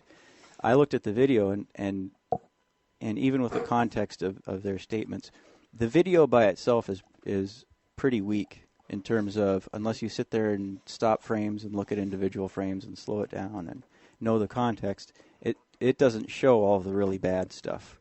But the Auger case, the Auger family, who had had their home basically invaded without a warrant, and the police tackled this woman, knocking down and injuring a 2-year-old girl, and pinning this young woman against the floor and causing some serious injuries for her. And then they took a 4- and 5-year-old boy and girl back to their biological mother without a warrant, without a court order, without any papers. So it was an illegal transfer. And they forcibly took these 2 kids to their biological mother's house, not understanding the terms of the custody agreement. And this mother is apparently, I don't know, this is just what's believed, that she uses drugs a lot. And that her brother, who stays with her, is either a level 2 or level 3 sex offender and a pedophile. Not just attracted to kids, but I mean like a real child molester. And she has been court ordered not to have him around when the kids are around, and she does it anyway. And they did all these things just because they wanted to bust into the house and get the kids out of the way. Well, they did these things because, Officer Muncie, as I understand it, although he's an affable guy most of the time, I think he really likes to get physical with people. I think he really likes to wrestle. But he's so rough and he's such a big guy that he injures people. Now, I don't know that he's purposefully trying to cause injuries, but he's really rough with a lot of people, and especially young women. He just tackles them and knocks them to the ground and puts all his weight on them. Now, the problem with the Auger case is, the video's not very strong, but unlike the Bergeron case, is there's so much other evidence, photos, other statements, other witnesses, EMTs, nurses, X-ray technicians, and their testimony. And the problem with the Auger case, for the town of Seabrook at least, is, you've got the photos showing how badly injured she is. She's bruised all up and down her legs. She's bruised severely on her back. She's got marks. The other officer, Officer Murphy, grabbed her breast and just ripped so hard that it ripped her shirt and almost ripped her shirt off. And they've got photographs of this. And the cop in his report, Murphy, said that she tripped and fell. And this is the case, if they're going to go to trial with this is the case that they're going to try and bring to trial. They said so many things that are just physically impossible. Now, it would be one thing if they lied and they got together and they came up with a convincing story that made sense. But when the police lie in their reports, they lied in the Bergeron case, they lied on official reports in my case, they were caught lying on the stand in my case, they lied in the Auger case. So when they lie, they don't lie convincingly, and it's so easy to catch them lying. They just make stuff up completely randomly that they that they're laughing about at the station when they're making this stuff up. Right. I mean, we're the police. You got to believe us. No, we don't. And that's the way they've got to be treated. And so the bit I didn't get about the Auger case. Why did they burst in? What was their rationale? They didn't have a warrant. Are they going to claim mistaken address? They came to the wrong place. Or that they actually thought they were looking for something? And why did they feel it necessary to take the kids away? Were they getting rid of witnesses? They, what the police state in their report is that they had a paper somewhere that authorized them to do it. They've never presented that paper. So wherever it is, the court hasn't issued it, DCYF hasn't issued it. They're just saying that they have it, and no one's shown it as far as I know. See, that's the first thing. They knock on the door and show the paper if they have one. Right. If you don't have a paper, you don't enter. If you don't have a search warrant, you don't go in. You're risking the lives of your fellow officers if you try to kick down a front door and you don't have a warrant. Exactly. All right, so we have not to mention the public. The selectman situation, we have the police situation, we have somebody else with us here who is planning to run for selectman in Seabrook. So I'm Brendan Kelly, by the way. I served 6 years as selectman, and I didn't get reelected the last time, and I have a number of people who I was not going to run again, but I have a number of people asking me to reconsider and go ahead and run again. So at this point, I've made the decision that I'm going to run for reelection in March. And how important do you think this issue is to your candidacy? Well, every issue is important. And this is a really, really big issue that this is coming to a head now. And I think there's going to be, obviously, there'll be some action coming on these things that will have to be handled. I know I had my impression that the new police chief was going to be a vast improvement. And it may turn out that is actually right eventually. This is a couple years old. Yeah, right. And then, of course, the other event's more recent. But right. That's what my worry is, that the other event is more recent. And so that would be on the new chief's watch. Mm-hmm. And so that is something that I wish hadn't happened. But things do happen. And one of the things is if you run for a position like selectman, you end up having to make some decisions in what side you're going to be on. You can't just be wishy-washy on it. You always have to be looking for the best interest of everybody in the town. And that's just the way I've always looked at it. And that's the way I'll look at it again if the people decide to put me back in there. Okay, you just handed me something. This is a citizen's petition that I was working on that I've been kind of mulling over for several months, almost a year now. And it's Seabrook is part of a regional school district, high school district. And so we're bundled together with Northampton, Hampton, Southampton, Hampton Falls in one big district. So the last couple of years they brought up this issue of polling. People put measures on the ballot that are not enforceable, but it's important to get the public's opinion on some issue. And I thought, well, it'd be great to put the question of police misconduct on there as a question. Have you seen police misconduct? And to just put that on as a poll. And I thought, wouldn't it be great if we had some way to get all the towns to do it in our area so we can kind of compare what the results are, what percentages. And it's not a measure that you pass and it becomes some new law. What it does is it asks the people in each town simply, have you seen police misconduct, whatever, harassment, beating, unprofessional, belligerent behavior, or not showing up to calls for service and so forth. Have you seen it? Not do you like the police chief or hate the police chief? Not do you like this person but hate this person? It just asks the question, have you witnessed it? And then, of course, the Bergeron beating hit this week, and, of course, now it seems very timely. But it really was just it'll go on the March ballot, and it really is just meant to be a question, have you witnessed this kind of thing? And I think part of the problem is that we have selectmen and a lot of other elected officials who say, oh, nobody ever tells us that there's ever any problem with the police, period. And they're able to get away with saying that because... And if they keep telling themselves that, and if they keep failing to investigate, then there's no proven cases. But, of course, there's dozens or scores of complaints that have been ignored. I think it's a feature of human nature, like I said, with the New Hampshire AG not prosecuting certain things. And vote fraud's a good example. But embezzlement, we've had lots of that, and that always gets swept under the rug. They get very little in the way of fine. They get very little in the way of time served.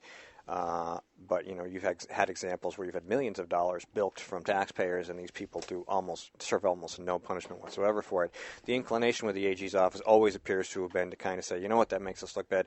This isn't that important. We're just going to we're going to do this little bit here, and we're not going to do it. And in the town, the town doesn't want to look bad. They're like, you know what, a couple people complain, but what percentage is that of everybody? We don't really want to make a big scene out of this. And then, of course, at least two women in just the last couple of years have stated kind of on the down low that they've been raped by Seabrook cops. Now, that's a horrible crime. That's a horrible allegation. That's a huge allegation. And it's impossible to prove without physical evidence or some kind of video. You really have to be careful because people do that and it's not true. You have to, it's just rough. It's just a tough allegation. Some outrageous percentage of rape allegations are false. Here's another problem. Only about 1 in 5 rapes get reported ever. That's also tragic. For the same reason, people don't, But for police, where it's just the credibility of an officer is completely shot. If the kind of rumor mill goes around and the issue is never investigated honestly and openly, if there's never an investigation, or if the police department just comes out and says, oh, we found no evidence, no evidence. You've got 2 witnesses, and you're saying that's not evidence. Well, and then there's, of course, and on the other side, there's teachers, of course, and I know a lot of teachers, and they talk about it all the time. They said 1 allegation of sexual harassment, and you might as well kiss your career goodbye, because that's never going to leave you, even if it's not true. And so it's a very delicate subject.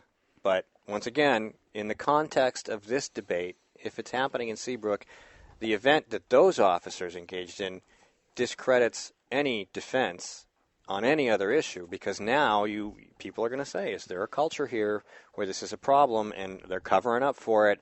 Why aren't they covering up for that? Now, that guy may not even be guilty, but now he's got to deal with that. I would never even repeat an allegation unless I'd heard it from 2 or more people, because there are too many instances where one person makes an allegation. Now, here's the problem with police. They have so much more power. They have, even if they get fired or prosecuted, they have all their buddies in law enforcement. I read a statistic that 0.5% of women who are raped by cops report it. It's become so widely known that this is a problem amongst law enforcement. If you're a rapist, or worse, if you're a child molester, a disproportionate number of the people I've talked to who were molested as kids, they've said, of course, priests and ministers and relatives, aunts and uncles, that kind of thing, stepfathers, stepmothers. But a lot of them, a disproportionate number of them are saying, police chiefs and police officers were involved. So it's a terrible pattern, and it's a position they're able to hide behind. All right, Max, thanks for coming in. Yeah, Kelly? And we hope it's not true for the sake of the officers of the department, but they have to prove they're clean. All right, that's the end of that segment. We will be right back with Jane Cormier, who is a state rep as well, and she's going to bring some information to us about a bill she proposed that would eliminate regional planning commissions that are not elected in the state of New Hampshire. I'm Steve McDonald. We'll be right back.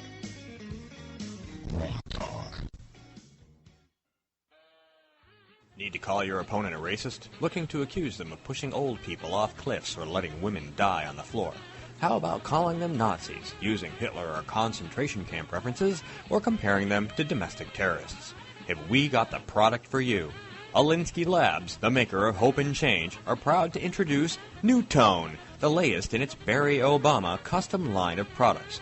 New Tone lets you behave like the Marxist hater you want to be. With its patented, affirmative, two-faced action formula, you can engage in class warfare, be a race pimp, compare your opponents to demons and dictators, set up straw men, fabricate and then pander to victim classes, and build rhetorical Potemkin villages that would fool Grigory Potemkin himself. Need to find a way to use the word rape to smear your opponents? Just use New Tone. New Tone helps you project the hate, insecurity, anger, and racism of the Democrat Party onto anyone who dares to challenge you. New Tone comes highly recommended. The bitter harpies in the feminazi movement use New Tone to accept the serial sex offenders in their own party while allowing leftists to call for the rape and beating of conservative women. New Tone from Alinsky Labs. Obama tested, Obama approved. And if you donate $3 to the Democrat Party today, we'll enter you in a drawing for a free order of New Tone. Operators are standing by.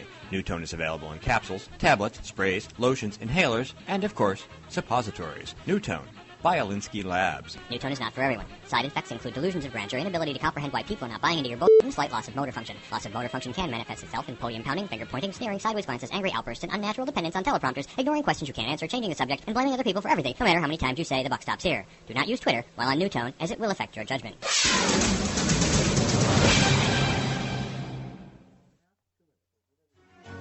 This is the Coalition of New Hampshire Taxpayers. We're located at 8 North Main in Concord, New Hampshire. This is the repository for all things conservative and municipal. So if you have a problem in your town, your school, your budget committee, the right to know law, and now, at the top of our list is voter fraud. You have a tip for us, some information for us, you want to join or help us out, cnht.org.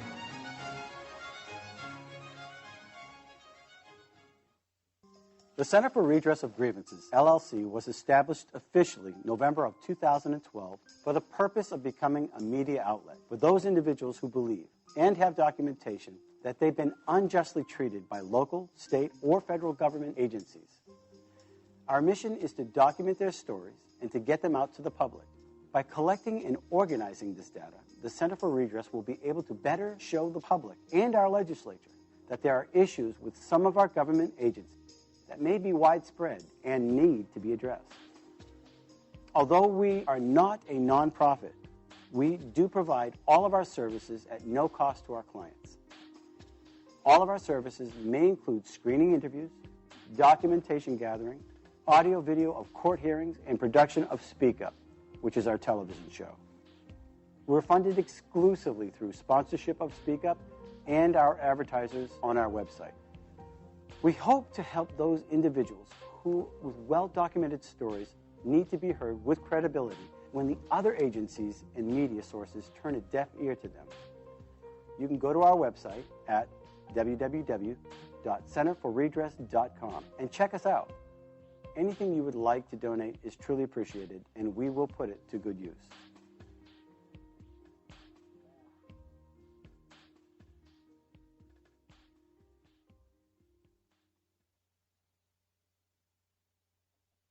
Rock Talk.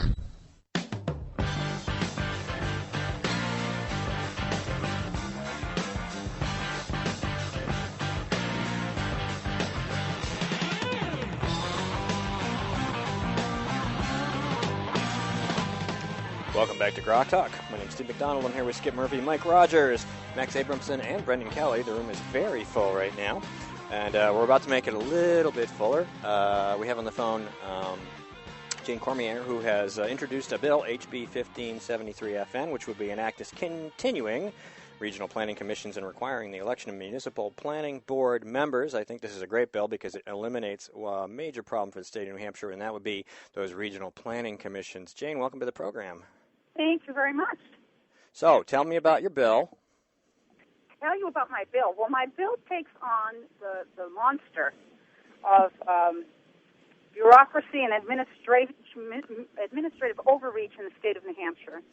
And it really does its best to keep the mechanism. It keeps the mechanism of allowing municipalities to work together, taking out the bureaucracy of the regional planning commissions that really hold vast power, even though they're not subject to the legislature. So taking that out of New Hampshire is good, and requiring the election of municipal planning board members is essential, because we see our cities are having these people appointed, and of course, once people are appointed to the planning boards, city planning boards, they're really not accountable to the folks that live in those communities, and so it's really trying to stop overreach of government in the state.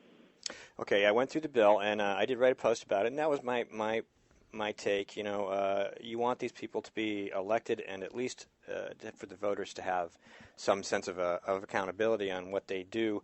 I went through the bill, and I was looking at and I know that you pulled sections from like every part of state law where you have regional planning commissioners or a planning commissioner or something like that, and I found 40 instances where regional planning commissions or commissioners are referenced. This is pretty invasive. You know what, Steve? I think it's closer to 80. And it's kind of ironic because when you look, they hinge everything on the RSA 36, which basically says that we need a regional planning commission. That was in 1969. And innocuous, at the beginning there probably was a true need to try to put some function of a vessel in there for infrastructure. But it's morphed. It's been morphed to this, this huge entity. And even though 3647 reads, a regional planning commission's powers shall be advisory, right? When you have 80 to 85 sections in law, in RSA law and rules in the state of New Hampshire, putting regional planning commissions into the laws, then they are no longer advisory. And it's a scam. It's a scam because everybody would tell you, we need them, we need regional planning commissions, or we are going to fall apart. That is not true. Municipalities and our town planning boards have everything they need working together and through the state to do what they have to do for their local communities. This is nothing but a federally funded mandate, which is funded from the vessel of the federal government down to the states. Our entity is called Granite State Future, New Hampshire entity, but every state has one. And the whole goal is to regionalize our country so that sustainability can be attained. That's what the shell game is. And so we have a big job ahead of us to inform the public. This is the first battle that we're going to take this on, and we're going to show them. I suspect we're going to have a really good following at our hearing, which is next week, next Thursday, to show them that the folks are awake now. They haven't been awake because this has been really well hidden. This has been buried, all of this Regional Planning Commission power stuff. But it's not buried anymore. And I can tell you from experience, they're really not happy campers right now, but that's okay. We're going to unveil what is happening here in New Hampshire. Hi, Jane. This is Skip, and thanks for coming on the show. It's sort of like a lot of people don't know what this is. I didn't even know that these things existed until I joined my budget committee in Guilford a few years ago. And you can envision it as almost a case of here's this layer of government called the state, and here's the level of government called the city. And these regional planning commissions kind of sit in between. The problem is that they're getting all their money at this point, for the most part, from either private donations or private left-leaning foundations, or from the federal government, and they're inserting themselves in between our elected officials, both at the top and the bottom. And they keep making this claim, as you said, that anything that they propose is voluntary. Well, they're getting fed all this stuff from a lot of the central planners, and I look at this as going, this is nothing but central planning, people who have ideas how everybody else should better live their lives, and it doesn't matter whether you live in an urban area or a suburban area or a rural area.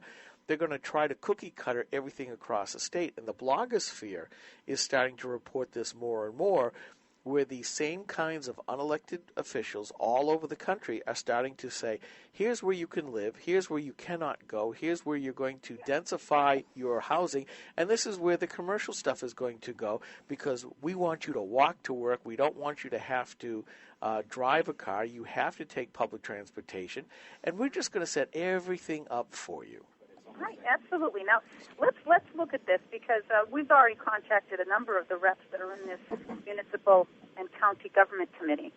And I think most of them either are part of the beast, or they're ignorant of the beast, in which case we're there to give them some information. But the truth is that we have, at the federal level, an organization called the American Planning Association. They have a playbook, okay? And it's called Growing Smart Legislative Guidebook. So what this APA, the American Planning Association, does is they give states legislative policies and priorities to put into effect in New Hampshire. Now, in addition, this is what most folks don't know. New Hampshire has 9 regional planning commission sections right in the state. But there's also a New Hampshire Association of Regional Planning Commissions, okay? And in this organization, they are spearheading legislative policies of broad policy statements to guide the New Hampshire Association of Regional Planning Commissions to propose legislation. And this legislation comes out verbatim from the American Planning Association Plan Book. Here are some of the things that they're trying to do with this year's legislative action priority. Promote smart growth. Support regionalism. Support policies which strengthen regional planning authority. Promote regional solutions to help local issues. Encourage cooperation to work with the states. Support sustainable funding. Promote stormwater management efforts, including public education and stormwater utility enabling legislation. Doesn't that all sound great? You know, promote your regional planning commissions as a priority partner for state agency contracts. So we not only have the bureaucracy that runs in between the voter and the elected official, right? That's all going on, and it's all in our government, and it's all in our laws.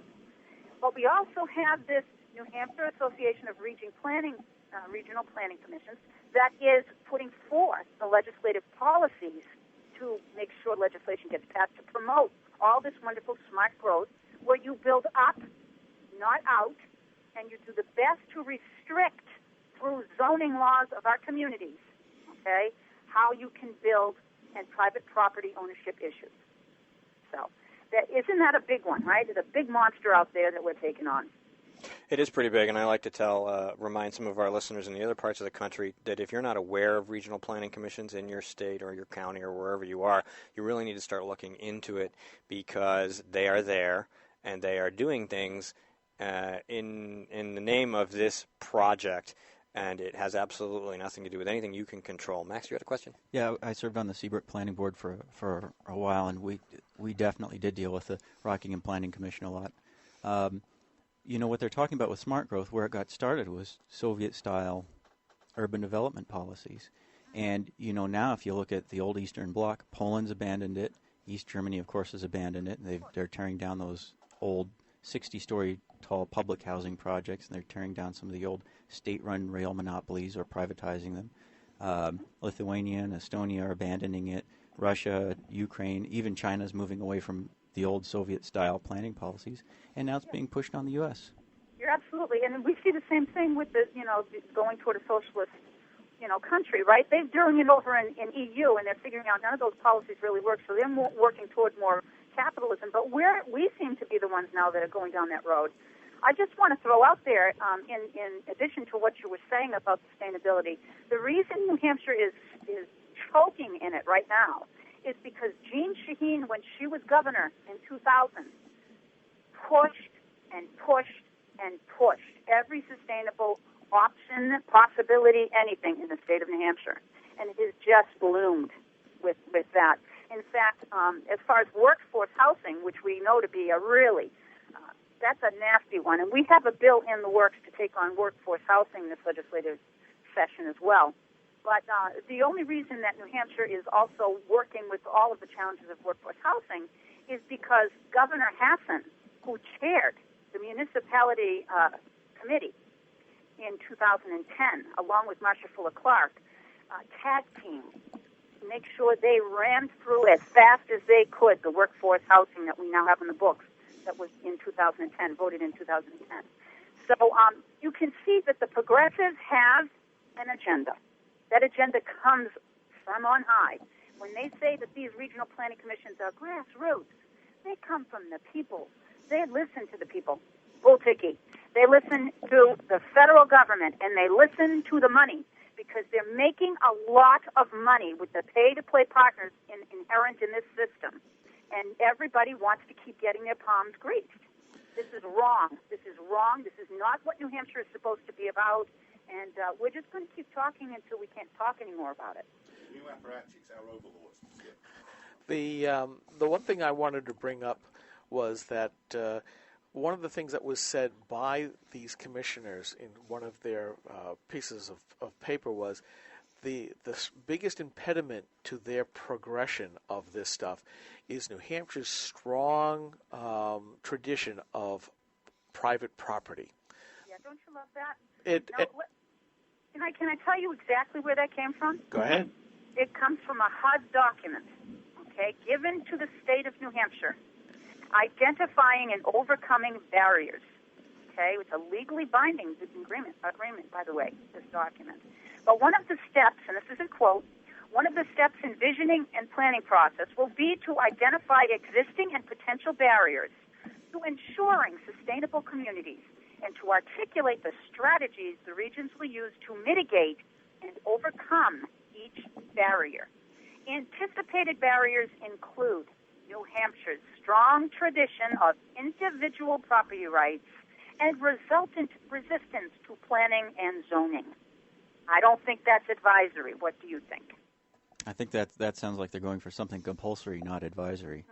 And right. And you're right, they do write the codes. In our town, we have a part-time town planner who's from the northern part of the seacoast and doesn't live in town. He's a nice guy named Tom Morgan. He writes about half our code, and Rockingham Planning Commission writes about half our code. That's where our zoning comes from. None of it comes from in town. Now, the point you made just about a minute ago is where the funding comes from. A lot of the funding and influence comes from the Council on State Governments and the Council on Municipal Governments. And in the same way you have the Council on Foreign Relations. All three of these are kind of Rockefeller-funded groups. When people talk about these billionaire liberals, they're less what we tend to think of as liberal, and they're more like Fabian socialists. And they've been trying to get these socialist policies enacted, and one of the ways they get around it is setting up these tax-free foundations and tax-free charities, and they funnel their oil company profits and wherever else they're making money, and they run them through these, and this is how they kind of send out the grants. And Absolutely. Well, let me ask you, Steve. You're from Rockingham Planning Commission. Is that what your regional planning commission is, Rockingham? Yeah, in Seabrook. Okay. So let me tell you that in 2012, of a budget that was $1,308,000, $941,000 of your budget came directly from federal grants, with most of it coming from the EPA. $616,000 came from the EPA to the RPC. So you have $1.3 million, okay, that's in your Rockingham Planning Commission. $941,000 is directly from the federal government, and most of that comes from the EPA. So this is the biggest scam that, and I can go through every regional planning commission and tell you that the numbers, percentage-wise, are almost all the same. Think about that: $941,000 of $1,300,000. And that's exactly why we've got to target the IRS and the income tax, because that is what allows the federal government to reach right into your pocket and right into your state and run the money through the federal bureaucracy, and then your towns, your municipalities, your fire department, your schools, your state, they have to go begging for money to get your own money back. Right, exactly. And think of what we could do to make New Hampshire the state we know it could be if we weren't, raped of our tax dollars and then have those tax dollars used against our private property or against our own, rights as we have as a sovereign state. It's just incredible. That's exactly the point I was about to make, Jane, which is that the 16th and 17th Amendment, and more latterly the Fed, are the means by which the federal government robs the citizens and then bribes their state to act against the state's citizens. Absolutely. And see how, now when you say that to people that are not plugged in, that don't understand, that go, and God bless these people, I know that there's a lot of anger for the low information voter. Not me. For the people that have to go to work every day and work 2 jobs to put food on the table and pay their bills and do the fair thing, do the right thing, I don't blame them for being out of the loop. They need the information, and most of the time, those are the people that are doing things the right way. But the government, both federal and state, have done the best that they can to hide this stuff. And until you start peeling that onion away, peeling each piece, you don't uncover it. It just keeps coming and coming and coming. It's under layer and layer and layer of hidden bureaucracy. Just amazing.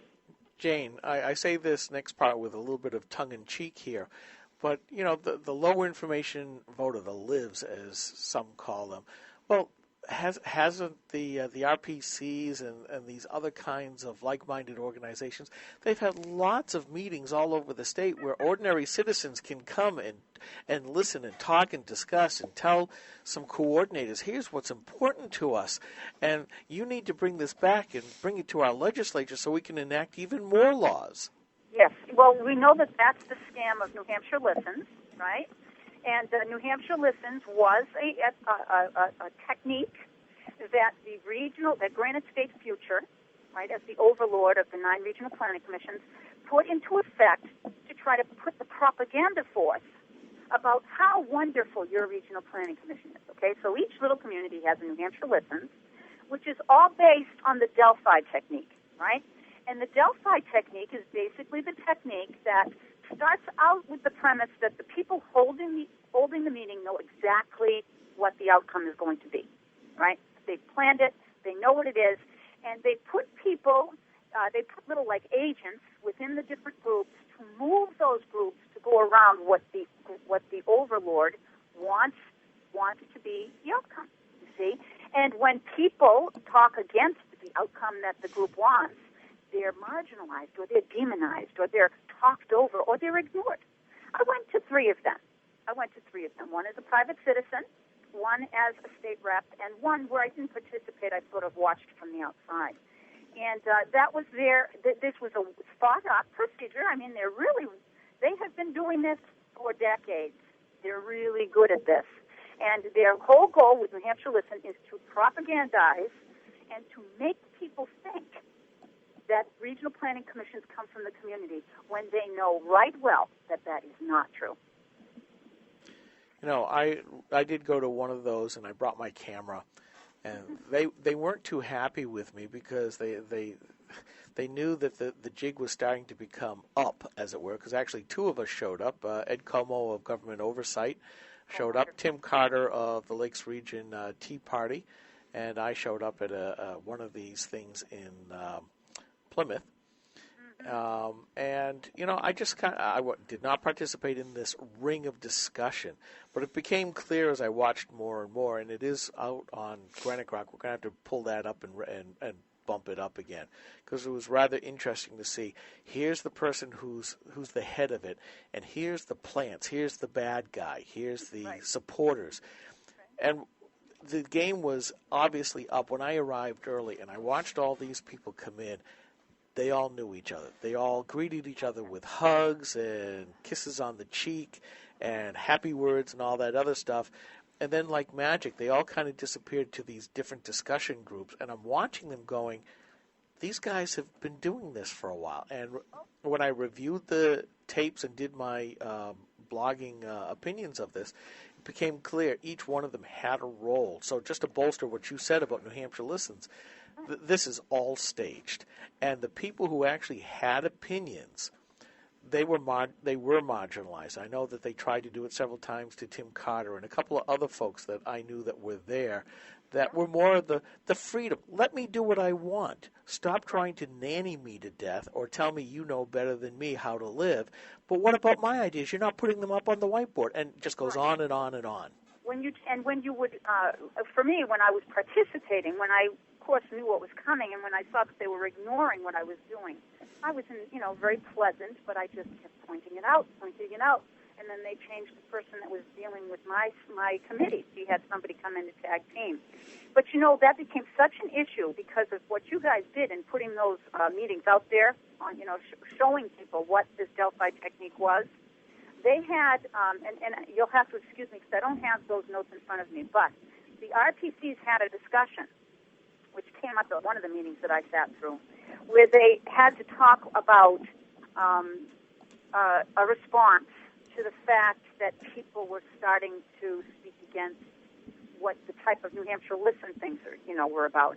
And they came up with further ways to marginalize somebody. One of their techniques was going to be, if somebody comes up and speaks against what the moderator is saying, one of the people working the group had to go in front of them and stand with their back in front of this person speaking, right? That was one of the directives. Another one was to come into the discussion and turn the discussion away from what the person was saying and back to what the moderator was saying. So you see, they're in effect paying attention, and then they come in and they try to change the game. Progressives are really good at changing words and games, aren't they? And so they're coming up with a new session, I believe it has to do with the new mental health regulations that are now coming through our community, because we have to help everybody. You have to help everybody, right? And so they're not calling it New Hampshire Listens. I'm just putting this out there in case you see one in your community. It's a different word. They're using different wording, but it's basically the same thing. You come in and listen to how this is going to help your community. And so it's a technique, and it's one to be aware of. Oh, I just want to make a point. You were talking about a planning issue earlier. Yeah, they do run these meetings in a certain way with a certain agenda, and it's even though it's technically open to the public. I've seen so many instances where somebody stands up and says, "Hey, this is what they're doing. They're taking this agenda. They're pushing this agenda on us," and you get cut off. Sure. Well, you get.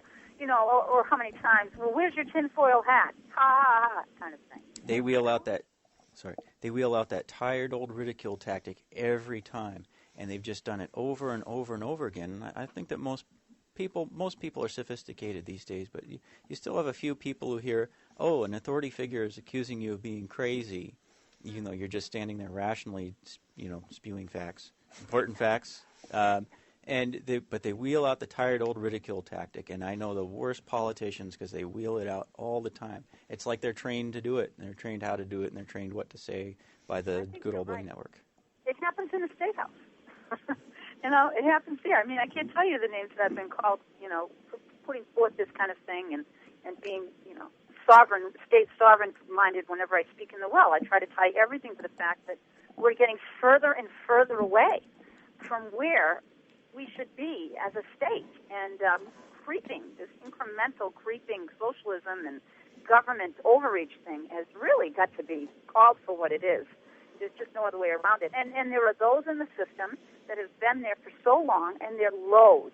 They will go fighting to the last moment that this is silly stuff and this isn't true or whatever it is they want to put forth. But there it is. It's just the elephant in the room. All right, Jane, you have a committee hearing coming up on HB 1573. It is Thursday the 16th, I believe, at 1 o'clock? At the Legislative Office Building, and that will be right behind the State House, and it's in room 301. Okay, great. And how do you think this is going to do, honestly? In what way? Well, do you think, I like the list of names that you have here as co-sponsors. Some of them are my state reps, which is awesome. But just in general, this is a big thing. It on paper, all you're doing is removing some lines that say commissioner this and regional planning that. But do you think that you're going to get opposition from the people who are institutionalized within this system? Oh, undoubtedly. I already am. I've already received a lot of communication from, people that think I need to go away and shut up. But I think the important thing here is that the light is being turned on. If the committee members of municipal and county government are listening to their constituents, and if they're listening to the facts that we will present in an orderly fashion, then one can have hope.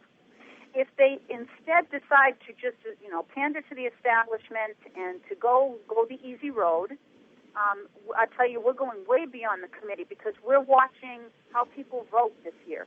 And we're not going to just let anything fly and let it go. We're going to make sure that the votes that go on record are the ones that we will determine who we're going to push for the next election. And so this is important stuff because the people are going to speak. I think we're going to have a good showing. And so it's up to that committee to hear what the people are saying about this, and let's hope. Make no mistake, the House is left-leaning, right? We have a big Democratic majority there, and they're going to be against this because they like power. They like the powers that, perpetuate how we should live, what we need to do kind of thing. But that doesn't mean that we stop what we're supposed to be doing, and this is just the first part of the information campaign we'll keep going with. All right, Jane, thank you very much for spending some time with Grok Talk today. That's the end of our segment, so we're going to let you go. Do you have any contact information you want to provide real quick? You know what? If anyone wants to email me, it's Jane, 4, New Hampshire, spelled out, @gmail.com. Happy to hear from you. And I want to give a shout-out to Joe Kenny, who's running for Executive Councilor, District 1. Great man, and I hope that we can support him in his upcoming election. All right, Jane, thank you very much. You have a great day, and we'll talk to you again real soon. That is it for Grok Talk this week. I don't remember the date, but hey, it doesn't matter. It's Grok Talk. It's pre-recorded. You can listen to it anytime you want. Thanks again for tuning in, and we'll be back next week with more guests, including Joe DeLeo, the co-founder of the Weather Channel. We'll see you then.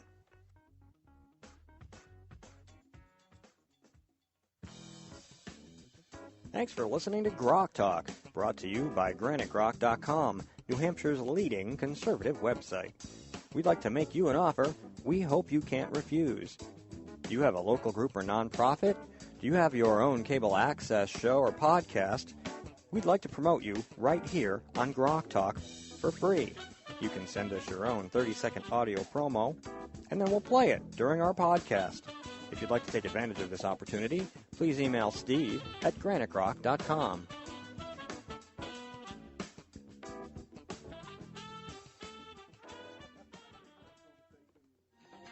Hey, I already know you're used to listening to great conservative talk radio. But have you ever listened to conservative talk radio? from a perspective of people of color? Well, you can do that right now and read our latest blogs from conservatives of every color right here at www.creamcityradio.com. We've got conservative talk and conservative blogs for everyone. creamcityradio.com. Check it out now.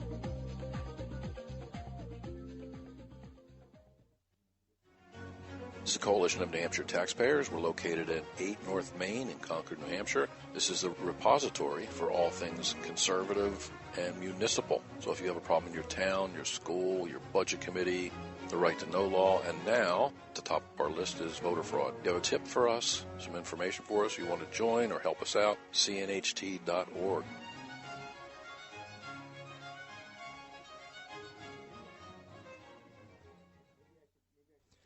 Hi, this is Earl Hall from The Earl Hall Show, and you're listening to Grok Talk. If you have comments or suggestions about this show or would like to recommend a guest, just email Steve at graniterock.com.